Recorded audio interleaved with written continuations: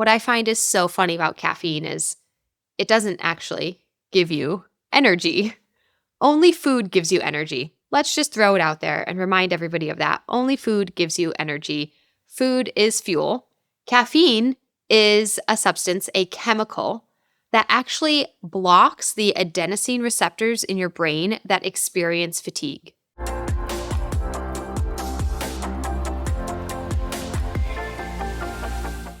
Hey fans and listeners, Lindsey Cortes, registered sports dietitian, your host of the Female Athlete Nutrition podcast. I'm here today with a solo episode because it's been a while. I was doing some fast fueling facts solo episodes, and this one we're going to dive into caffeine because I wrote an article on my blog about caffeine, and I thought let's put it out as a podcast as well and have me kind of talk through some of those things. So please head to lindseycortes.com/blog if you want to see some of my other resources and articles that I write up from time to time. And I've got a couple resources all about caffeine use. And hopefully this episode will give you some good knowledge about caffeine use for athletic performance, caffeine use specific to female athletes, the what, when, how much, and where should we get it from, and who maybe shouldn't use it, along with what the heck it is and what it's doing for our body. So let's dive into it.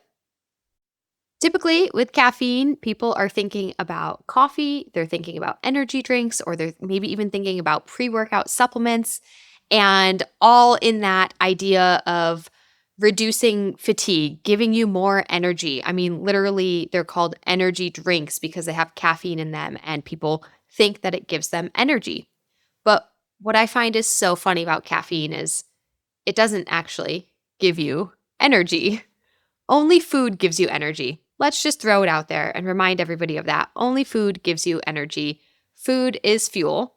Caffeine is a substance, a chemical that actually blocks the adenosine receptors in your brain that experience fatigue. So what caffeine is doing is simply blocking fatigue. Now, obviously, this is going to feel good. If you're tired and you drink caffeine and you block the feeling of fatigue, you block the feeling of tired, you're going to perceive or feel as if you have more energy. But I always like starting with this information because it reminds people that it's not real energy. You're honestly just kind of putting a Band-Aid over the problem that you probably need to sleep more, you probably need a nap, or you need more carbs to truly energize your body. And I'm not trying to say that caffeine is bad. I'm just trying to say, let's make sure that we are truly energizing our body with sleep, with rest, with fuel. And then caffeine we can use, to not be this Band-Aid to push aside our fatigue, because the more you do that, the actually more tired you get, right? You're so tired midday that you have another cup of coffee or you have an energy drink, but then it keeps you up all night and then you don't get enough sleep. And so then you're tired the next day. And we're in a really bad cycle of not getting enough sleep and rest for our body. And that in turn can actually lead, if as athletes we're talking about on this podcast here, that can lead to your body getting worn down, exhausted, broken down, under-recovered. So although we think that caffeine is giving you energy, pause for a second and ask yourself if you're really doing the things that truly give you energy, because you don't want to start using caffeine to fake yourself into thinking you are when it's actually breaking you down even more.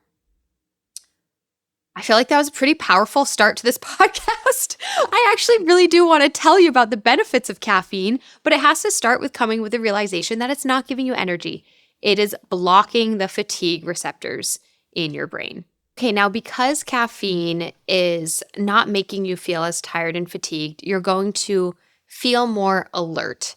If you feel more alert and awake, you can find that your mental concentration feels a bit sharper, you have a bit more mental clarity, and as you feel more alert and awake, you can truly do more physically with your body. And these are the main reasons why sports performance can be enhanced with caffeine. You have a bit more alertness, a bit more clarity, a bit more mental focus and concentration, and a bit more, oomph, basically, as you're putting out physical exertion in whatever it is that you're doing. There's a big body of evidence to show that caffeine can really help with endurance, training and endurance sports. And I think this kind of gets into the idea of, well, it's delaying fatigue. That's one of the biggest things when we talk about endurance performance is how can you keep going? And obviously getting tired is going to be a limiting factor. And if you're still feeling alert, awake, energized, then you can keep going. You can keep pushing for longer, and that helps with endurance. But there's also a lot of research to show that caffeine consumption can help with our non-endurance sports with things like sprint time, power output, even like some studies showing things like jumping velocity might be improved with caffeine. Another really big one with caffeine is honestly just the perception, like perceived exertion and also pain. As you know, when you are training and pushing yourself really hard or competing, your body might literally be in pain, and caffeine can kind of block that feeling of pain. And so also like it doesn't feel as hard. And yeah, that's another limiting factor to performance is if this feels hard, if it feels exhausting, you're not going to keep putting out all the effort. But if it doesn't feel as hard, and this is a real metric that's used in research. It's called the RPE scale, which is the rate of perceived exertion. And it truly is, it's subjective, but we have to capture these subjective feelings in research somehow. So on this 1 to 10 scale of perceived exertion from a study participant with caffeine or without caffeine, we can see that caffeine basically reduces the rate of perceived exertion. It doesn't feel as difficult. That same exercise that they maybe did without caffeine, it feels harder without caffeine than it did with caffeine. So that's a huge indicator of performance as well, is truly how you are feeling, because you're the one trying to push your body and reduce that feeling, the physical feeling of pain, which also gets mental as well. When you're in a game or a competition or a race and you're feeling pain, like now there's all these different factors that go in here. So it really has the potential to improve performance. There's some other ways it might improve performance, which is on a substrate level, it's kind of hit or miss, but as to how this might help, let me just dive into it. What caffeine actually does is it shifts substrate utilization to break down more fatty acids for fuel. So if you've listened to this podcast or know my work as a dietitian, you've probably heard me say that carbs are your main energy source for fuel. Carbs break down for energy during your training, your workout, your run, your game. That's the priority. And that's where you're also going to see the most, like, carbs are going to give you the biggest performance boost because that's what the muscle cell prefers to break down and can break down the quickest. So with caffeine, you actually shift into doing some fatty acid metabolism, which in one sense, it's like, well, good, because we all have fat on our body. But in another sense, it's not good because fats are harder to break down and they're not as efficient to break down. Well, that's just it, is the caffeine is making it more efficient and easier to break down. So once again, who is this helpful for? This is more helpful for endurance athletes who, like, consuming adequate carbohydrate can be done, but might be challenging with the amount that they might need to achieve the optimal performance. And if their body could also break down some fats as fuel efficiently, that might also be helpful because it's providing them an extra fuel source. So when it comes to endurance sports here, just that use of caffeine to literally break down more fuel sources in your body might truly be helpful and beneficial. Before I move on, I totally forgot about another way that caffeine is, possibly helping with these performance and also just like that feeling of more energy. Caffeine is a stimulant that does, on your central nervous system, does release more adrenaline and epinephrine. And so what these hormones do is they increase your heart rate. And increased heart rate means increased blood flow. So from a performance standpoint, it goes both ways, where it can be helpful or it could be hurtful. But ideally, increased heart rate, you're pumping out more blood, increased blood flow to your working muscles. This could be a good thing. It's also contributing to that rate of more energy, just like that feeling of like, I don't know, I've got blood flowing, my heart's pumping, like I feel as though I have more energy. Remember, only food is fuel, but like it's that feeling of like you're ready to go, right? For those watching on video, I'm like jittering right myself right now. And funny enough, I actually haven't had as much caffeine as I usually do today, but that stimulation effect is can affect us mentally of just feeling ready to go, but truly physically, our heart is pumping faster. We've got more blood flow. So we're ready to get after it with sport and exercise. Now, the reason I say this could go either way and this could be bad is because it can become dangerous, actually, if exercise in and of itself increases your heart rate, and then caffeine's increasing your heart rate.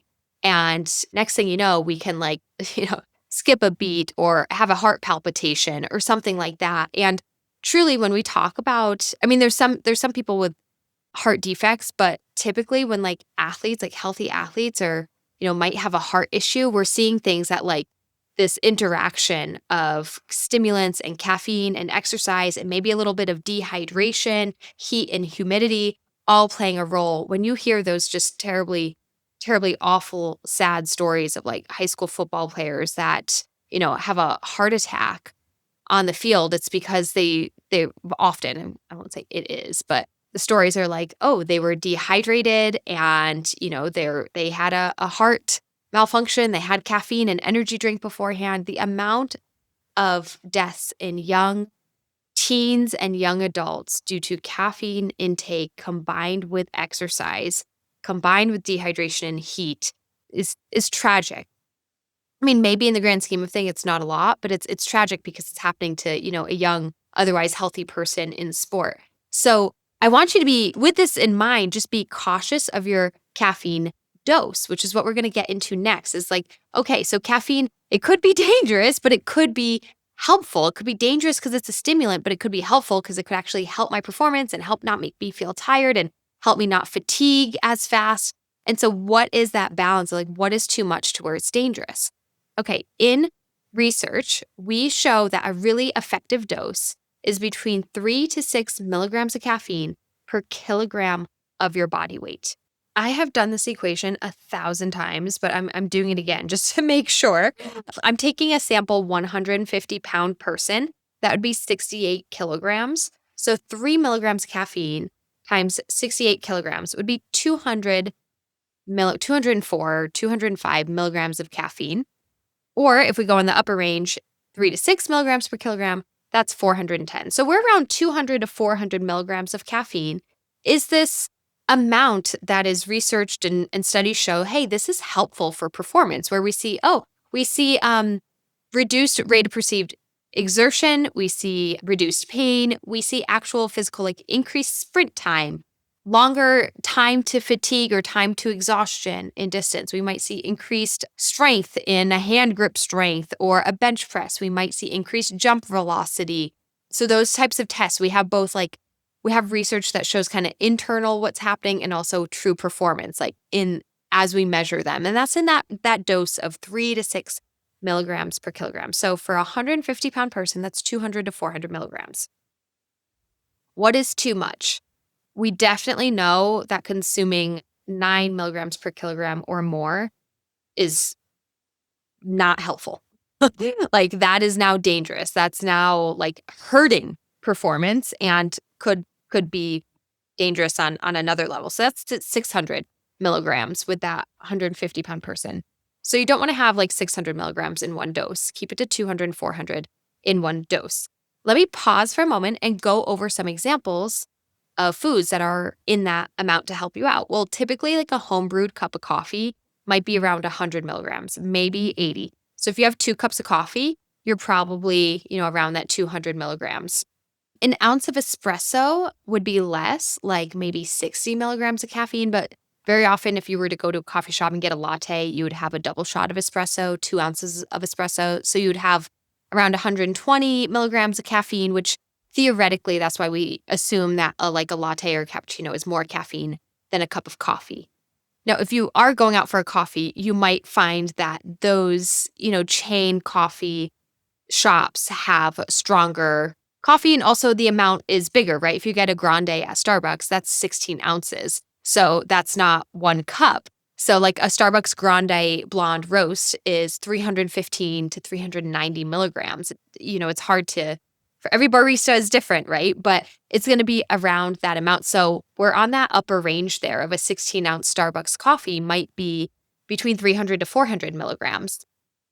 Tea even has some caffeine in it. So like green tea, around 30 milligrams, black tea, maybe 25, 30 in an 8-ounce cup.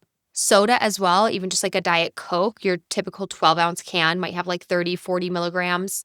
I think it's Mountain Dew that's notably like the highest caffeine soda. Please don't quote me on that. I'm not looking it up, but I believe that is the highest caffeine soda out there.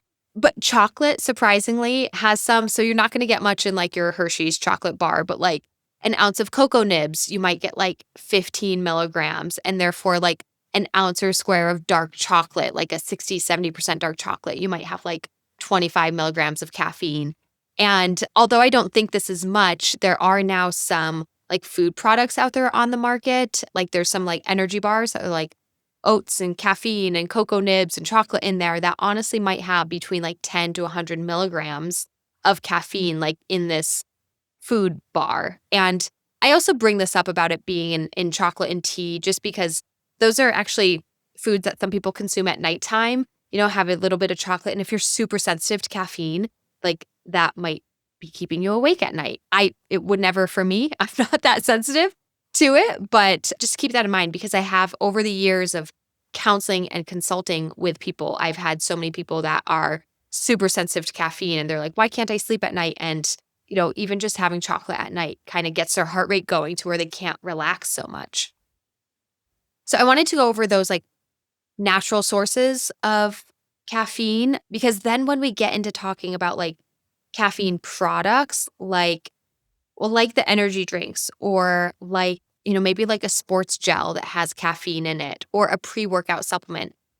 These natural sources of caffeine are usually coming from coffee bean extract, or green tea extract to get that caffeine in there. Yerba mate also is, that's like, it's its own thing. It's not technically tea leaves, but it's like you drink it like you would tea. It's not super common in American, like Western culture, but technically tea is like, it's not just a hot beverage. Like a tea leaf is a specific thing, and yerba mate is not that, but that's got natural caffeine as well. And so when we talk about these products, it's either coming from like coffee bean, cocoa bean, green tea is a big one, extract, or yerba mate. But there's also synthetic caffeine that just like, I don't know who makes it. Food scientists, I don't know who makes the caffeine, but like you can just synthetically like create the chemical caffeine. So there's that as well.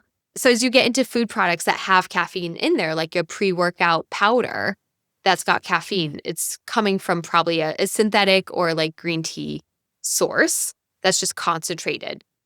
I hope that makes sense. And I just wanted to clarify kind of like some sources there, as we're now talking about amounts. But another huge thing to think about when we're talking about amounts and sources is how long this caffeine stays in your system. So if you're looking for those performance benefits, the ideal time to ingest caffeine would be about 60 minutes before your exercise. Now, caffeine can begin to hit your bloodstream within 15 minutes. We see that kind of peak amount about 60 minutes after consumption. So that's why we're suggesting take it an hour before, and then your blood levels will be at their peak caffeine amount to you begin your exercise feeling the most energized. Although there are some products now with like caffeine gum or chews, and some people have even considered like a caffeine like mouth rinse, basically that you can begin to absorb caffeine just in your mouth, in your saliva, and that seems to absorb faster than through the GI tract. So like a caffeine gum, you might not need a full hour to see those effects. That might hit you 15 to 30 minutes later, just as an FYI. Okay, as I'm talking about amounts, sources, and I kind of mentioned caffeine being the stimulant, I also do just want to throw in there that, anything in excess can be dangerous. I mentioned that over 9 milligrams per kilogram of your body weight would be like not helpful, detrimental, seeing negative side effects. What are those negative side effects? Like I mentioned that, heart palpitations could be one thing, and heart issues because of that, especially when exercising, but also just the jitteriness, anxiousness, and not being able to fall asleep, anxiety. Those are a lot of things that can really interfere when you're feeling like my heart's going, I'm super anxious, I don't feel good, I'm feeling jittery. Caffeine can also end up having affecting your GI system and making you go to the bathroom a bit more. So, maybe more loose stools or diarrhea. So, that might not be as desirable. And I just want to throw in there that because it's a stimulant, there is a dose at which it would be lethal if you consume too much. It's a pretty freaking high dose. But the reason I say that is because of the use of caffeine powders. And also, the next thing is how much caffeine can stay in your system. So I really caution people with using caffeine powders to make sure that you are properly measuring. And even with a pre-workout, I have used a pre-workout supplement. I love Gnarly's pre-workout that has caffeine in it. But I just use that scoop that they provide, just that one scoop, nothing more. I never double a scoop, because when you get to loose caffeine powder, if you're not measuring correctly, that's where you can make a huge mistake. And this could become very dangerous. Fans, I'm pausing the conversation again to check in on you. Are you concerned that you have REDS? That's relative energy deficiency in sport. It's a syndrome of not ideal health consequences and performance consequences that all stem from the idea that you're not fueling optimally or fueling enough for your sport needs.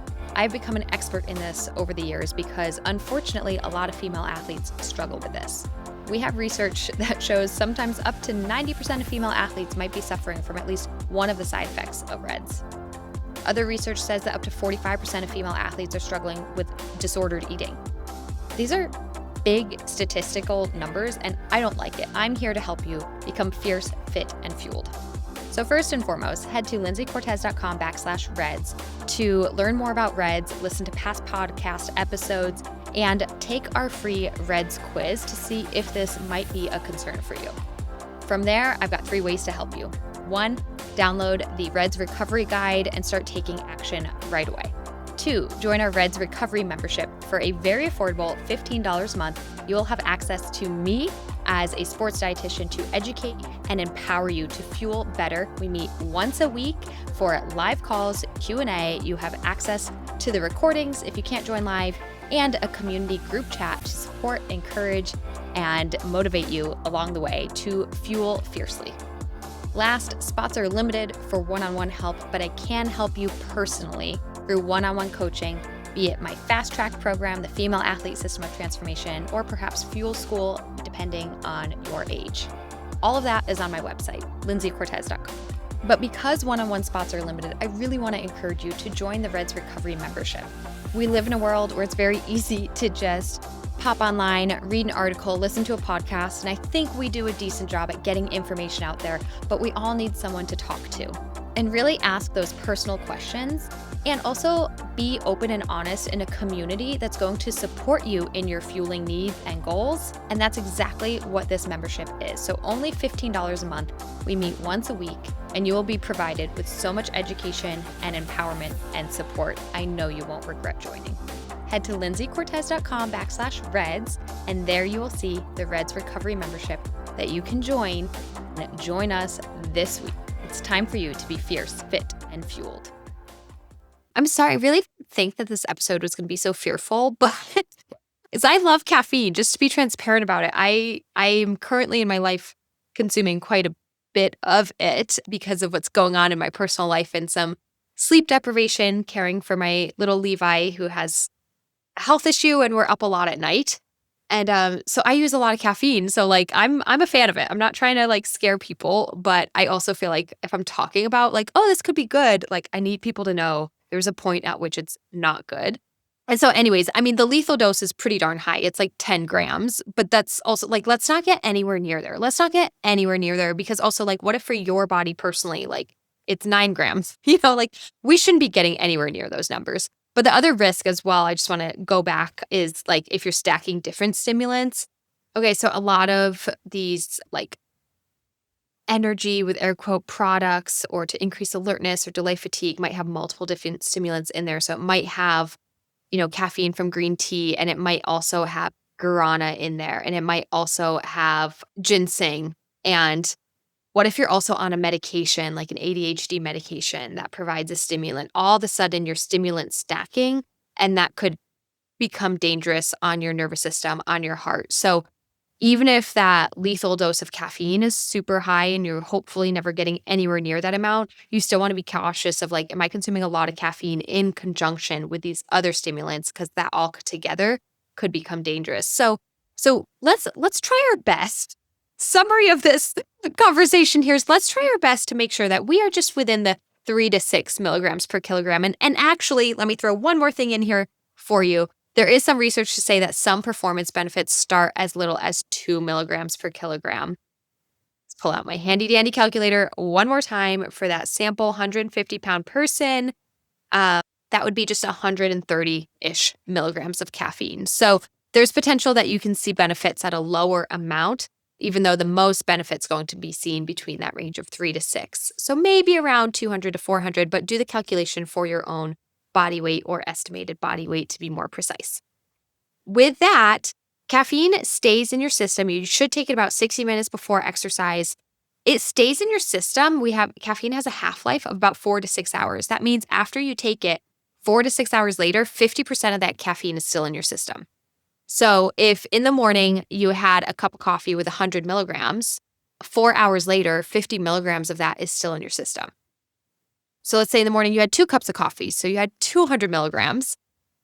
That's at 6 a.m. By 10 a.m., you've still got 100 milligrams in your system. And then at 10 a.m., are you going to hit a pre-workout supplement to go do a workout? And that pre-workout has, let's say, 200 milligrams. So now actually you've got 300 milligrams in your system. And of course, you're using it and it's working its way through your system and metabolizing as time goes on.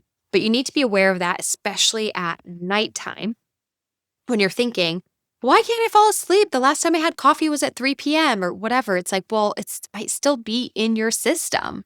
It can stay in your system for up to 12 hours. Hopefully 50% of it is gone within 4 to 6 hours, but that final 50% can take another 6 hours to fully metabolize. Everybody has a different response to caffeine. Like my husband could drink caffeine before bed. He could drink a cup of coffee and still fall asleep, whereas I couldn't. And it's funny because in the morning I drink caffeine and it doesn't necessarily make me feel super alert and super awake and I don't feel jittery. It just kind of feels normal. But at nighttime, if I were to consume it, I notice, I can't fall asleep tonight. Why can't I fall asleep? And it's like, oh, darn it. It's because I had caffeine in the afternoon and it's still in my system.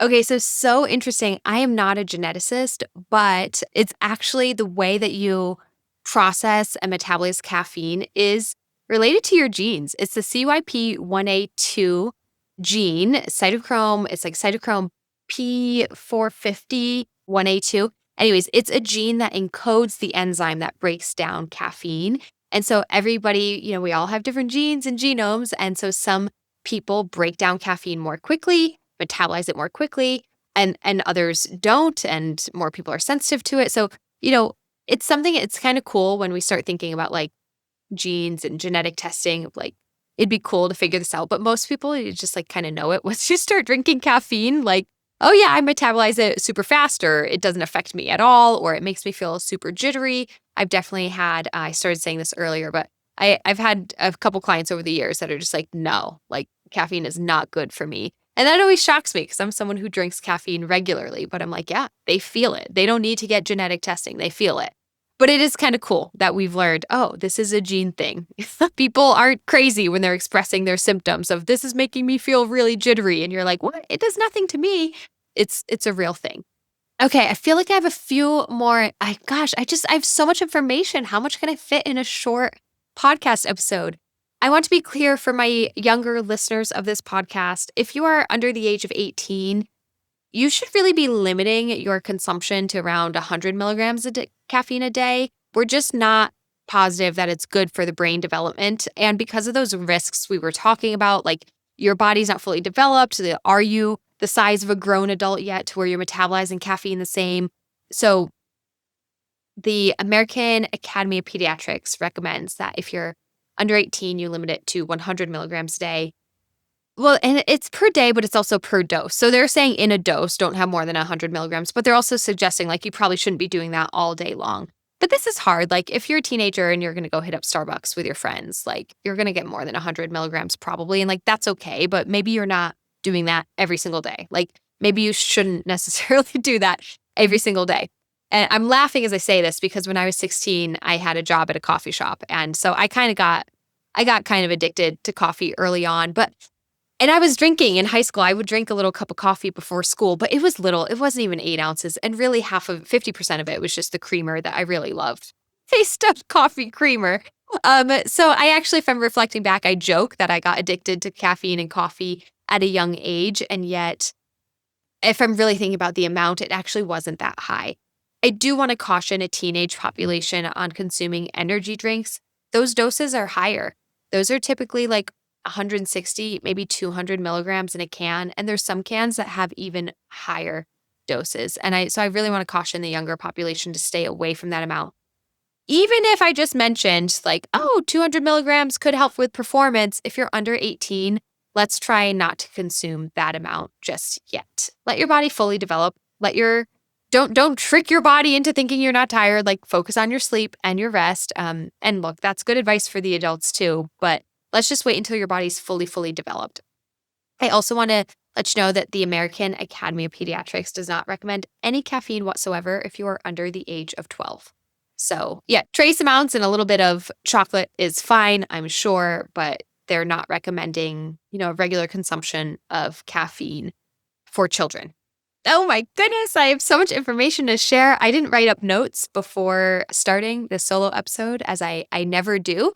But let's focus now on female athletes. Like, I kind of dove into this on my blog of just trying to figure out, like, I'm here for female athletes. Are females' need different than a male's needs in regards to nutrition, supplements, recovery, all that? And when it comes to caffeine, we don't have any evidence at all to say that caffeine metabolism is different in women than it is for men. So, but interestingly, just because we don't necessarily have evidence to show it's different, it doesn't mean it's not different. So let me explain why.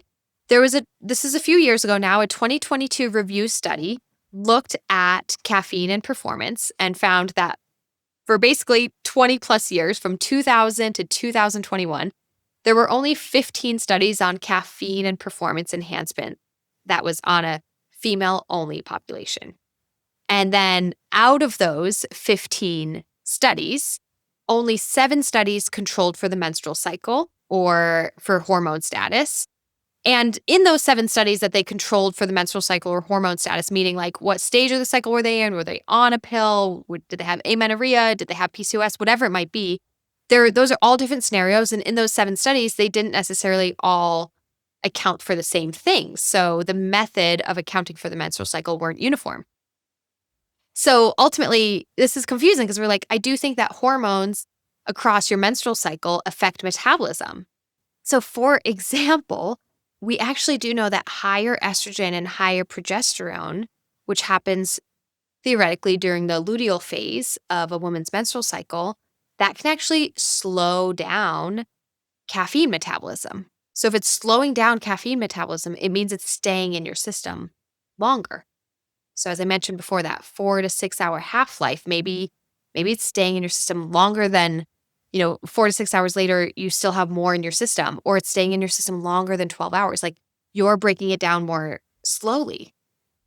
This is me hypothesizing. I do not know. But then the hypothesis is if it's breaking down more slowly, do you feel the positive effects of caffeine longer? Or does it mean you don't get that initial energy surge that you usually do? Maybe consuming 200 milligrams of caffeine typically makes you feel alert. And during this phase of your menstrual cycle, maybe it doesn't make you feel as alert because it's more of a slower breakdown. And yet maybe it's disrupting your sleep because now it's still in your system and you can't sleep. These are all hypotheses because it's really not researched. So we know that hormones affect caffeine metabolism, but we're not clear as to how this uniformly across a woman's menstrual cycle might be truly affecting her health and therefore her performance. And also then it's like, well, what about if I'm on the pill or the IUD and what's going on now? So a huge gap in research here. So I would say this is my advice to women and caffeine right now is my biggest advice for women, whether you're naturally cycling or on a form of birth control or exogenous hormones, is to just track your cycle. No matter what the cycle is, track it and track your symptoms. And then you might track what days you're more fatigued. And if you're interested in how caffeine might be affecting you, track the days like, okay, I always have my 2 cups of coffee in the morning, but like, you know what? It doesn't make me feel alert on these days. And this takes time, but like, see if 3, 6 months into tracking, if you can deduct any information from that. I do know that in my luteal phase, I struggle with sleep more, but I haven't, full disclosure, I haven't connected that to caffeine yet. I don't know if it is or not, or it's just the higher estrogen disrupts my sleep. So, these are things that are still to be learned. At this point in time, there's nothing to say that the caffeine recommendations for women are different than for men. But we do know that hormones interact with caffeine metabolism, and high estrogen progesterone might slow down caffeine metabolism, so it might be in your system longer. So just keep that information in mind. I also want you to know, going back to that review, the 20+ year review of caffeine studies, 15 of which were on female only, all of those 15 articles and studies were on a population. Everybody was below age 40. Most people were below age 30. So the most study participants were in their 20s, and all study participants across 15 different studies were below age 40. So then we've got the question of like, well, what about women in perimenopause? What about women in menopause? What about women in their 60s? Like, we don't know. We don't know. We just don't know. I'm laughing. It's like, it's frustrating, but it's also like, for a researcher, that's exciting. But I don't know.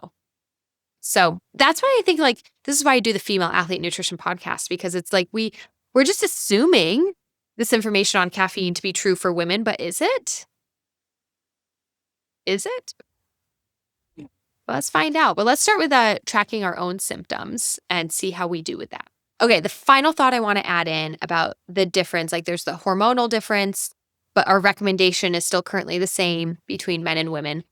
But the only other difference I would say in a female athlete's lifespan is during pregnancy. It is recommended to limit or reduce caffeine consumption during pregnancy because caffeine can cross the placental barrier, meaning that it can get into the bloodstream of the baby. And so now not only is caffeine affecting your body, it's affecting the baby's body. And that baby is way, way, way, way, way smaller than you and doing a lot of development, and it's not recommended to have much. So the guidance right now says to try and limit your caffeine if you are pregnant, to limit it to 200 milligrams a day. And ideally, it wouldn't be all 200 milligrams like at once, just that higher dose all at once would have a stronger effect on the fetus and the baby that's growing. So, if you could stick to just like 1 cup of coffee a day, or even if you're okay just doing tea instead, and if you could just do no caffeine at all, that might be the healthiest outcome for the baby. There's a lot that goes on during pregnancy, so I don't want to scare people into thinking that having 1 moderate cup of coffee is going to hurt their baby. I don't want to scare them into that. And also, I'm just being transparent. I continued to drink caffeine throughout my pregnancy, but I did limit it where I usually drink 2 cups of coffee. I think I only had 1, and like really tried to, if I really felt like I was struggling, wanted more caffeine, I would have tea in the afternoon, but not another cup of coffee. You just really try and work with it because there are concerns about the baby's heart health, about low birth weight, about premature birth, and of course, if there's any concern or like past history of miscarriage and fertility, like I know people want to do everything they can to make sure that they're promoting good health. And so I don't want to scare you. Again, I think I did a lot of scaring in this episode. I don't want to scare you, but it's like, well, caffeine's certainly not helping the baby. So let's keep our dose as small or limited as possible so that we don't get to a point where it could hurt the baby. So that's a big difference, I suppose, between men and women and caffeine, and many of you who are still exercising throughout pregnancy as female athletes, growing life, and also exercising. But I would definitely be cautious of the pre-workout supplements and the caffeine gels and chews and all that. And I would keep it to a moderate natural source where your dose is limited, for sure less than 200 milligrams a day. The lower, the better if you can. All right, y'all. I feel like I went over a lot with caffeine so far. This was a pretty lengthy episode already. But if you want to learn more, I've actually got 3 articles up on my blog about caffeine. One goes over a lot of the information I just shared, but actually includes the study links and kind of different sports and like the performance benefits that can see. The next article talks specifically about coffee and actually gives you caffeine-filled coffee recipes because I don't know, I just felt like for so long I would hear dietitians say things like coffee isn't a meal or coffee isn't food because it's not. Like you can't just have coffee for breakfast. You need real food to fuel yourself. Except as a coffee lover myself, I have found recipes that I'm like, well, I can mix this coffee into a smoothie. I can add protein to my coffee. I can make overnight oats with coffee. And so it's been fun to create some fuel, nutrition rich recipes that also have the benefits of caffeine in there through coffee. So that's the second article up on the blog. The next article on the blog is the Ultimate Guide to Caffeine-Fueled Nutrition, which gives my review of the top caffeine foods and supplements, which will help boost your sports performance. So I go over natural sources of caffeine, like pre-workout powders, sports gels and chews, energy drinks, and even actual like tablets or capsules or energy caffeine-filled gums and things like that, like different products that you might consume caffeine through. Hope you enjoyed these fast fueling facts all about caffeine and performance. By the way, my Reds Recovery membership is now live. If you are a female athlete who wants to fuel properly, if you want to recover from Reds or simply prevent Reds, come join us in the Reds Recovery membership. It's a very affordable $15 a month for a weekly Q&A call with myself and a small intimate group of other female athletes who are learning how to fuel fiercely. And interestingly enough, just like I'm giving free information on this podcast, this is a place for you to just show up and ask your question. So if you want to get more dialed in about your personal caffeine use or how that relates to you as you're recovering from Reds or as you are trying to hit a new PR, that and all your other fueling questions, joining on the weekly Q&A group calls is a great opportunity for you to have access to me as a sports dietitian to answer your personal questions. And it's only $15 a month. So I hope to see you over there. Thanks so much for listening, and I really hope you enjoyed that episode. Please help spread the message of empowering female athletes to be fierce, fit, and fueled by giving this podcast a 5-star review and leaving a comment. You can also help more female athletes by sending this episode to a friend. Head to lindseycortes.com for more resources, information, more episodes, ways to work together, downloadable guides, and ebooks. And if you're interested in becoming a guest on the show or have a guest suggestion, head to lindseycortes.com/podcast, and there's a form for you to fill out to get on the show. Hey, there's more resources on my YouTube channel, Female Athlete Nutrition, Instagram at female.athlete.nutrition, and private Facebook group, Female Athlete Nutrition. I think you get the point. I'm here to support female athletes by fueling better and becoming fierce, fit, and fueled. Most importantly, if you need help, reach out. Thank you for listening, and I'll see you in the next show.